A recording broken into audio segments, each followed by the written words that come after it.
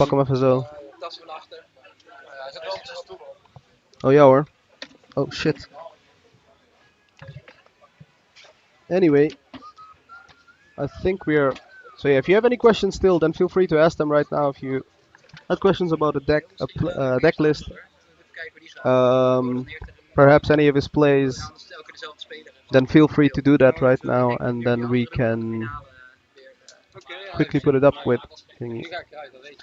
Let's see. Let's get the bracket up. I think if we can get one of the mods, Renzo, can you link the bracket, please?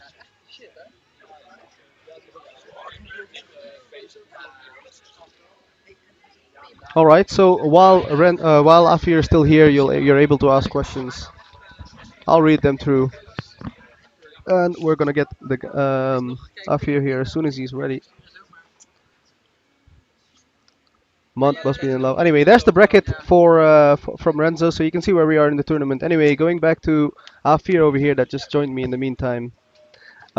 So what did you what did you think of the deck? How did you think on picking your decks? Like what were you thinking when you were picking your decks? What kind of decks you were bringing?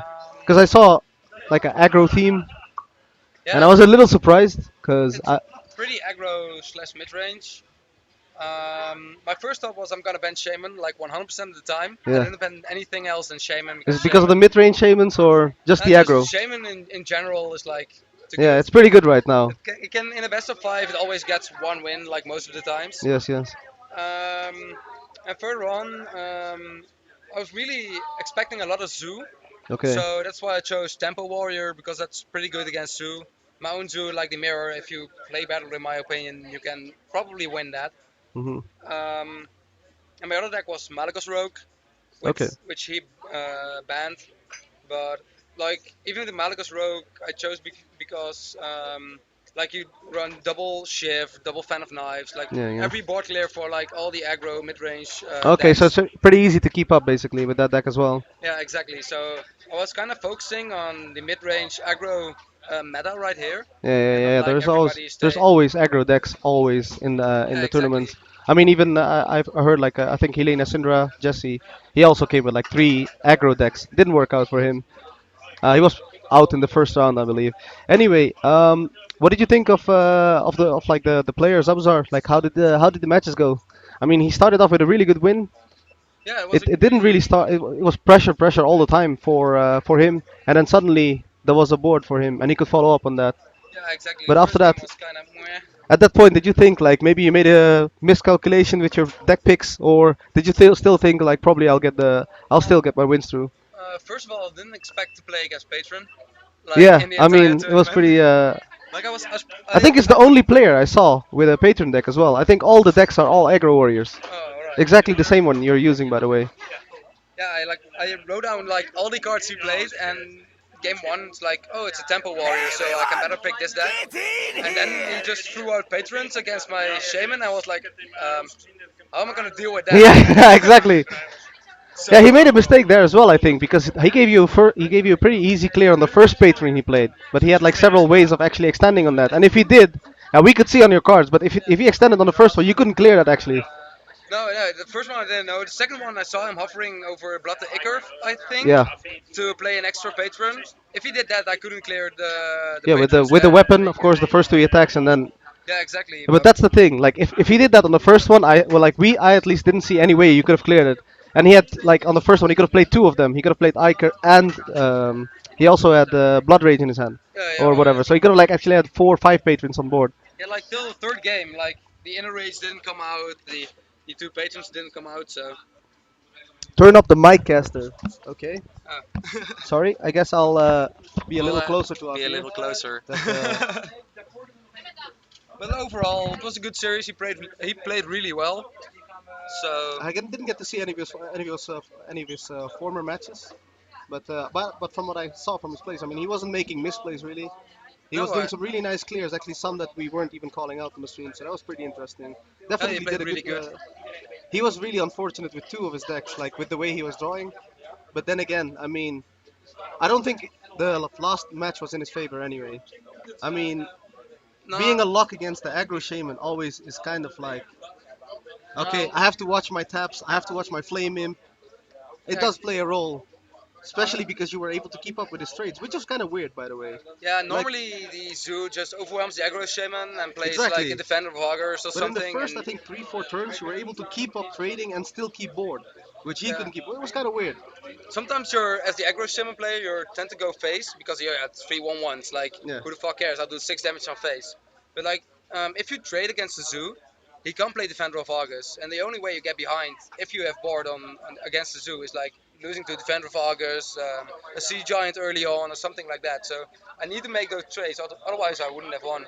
Okay, so there's some good tips for the viewers out there if you're playing against having issues against Zulux, and I know that they are played a lot on bracket right now, because the Zulux are doing pretty good on bracket right now. Yeah, From what zoo I is heard, like really a strong. lot of friends are like just literally just quickly ranking with just going Zoo or recommending Zoo. It's an easy playstyle as well. I mean, watch your Um, Dire Wolf. I mean, your minion placement, I guess. I think it's one of the hardest decks to play though.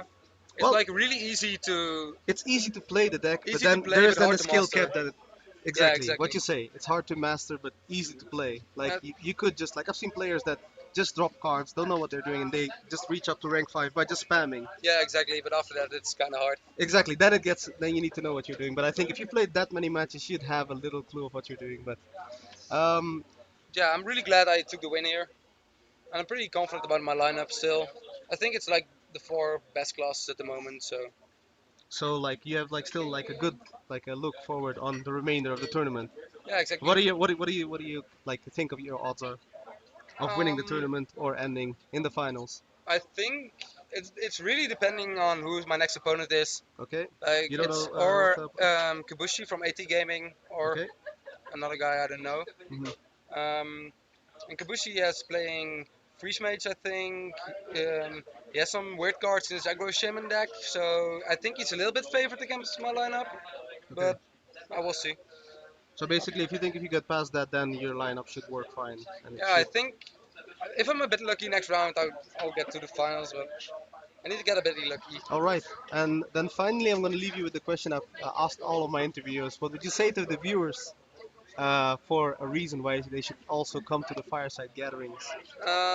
Well, it's really fun. You can like meet a lot of people. Like today, like some people of MCon, IT Gaming, like various pro teams are here, so it's really cool to meet them. Like other streamers are here as well, and just like compete with other players. Really fun.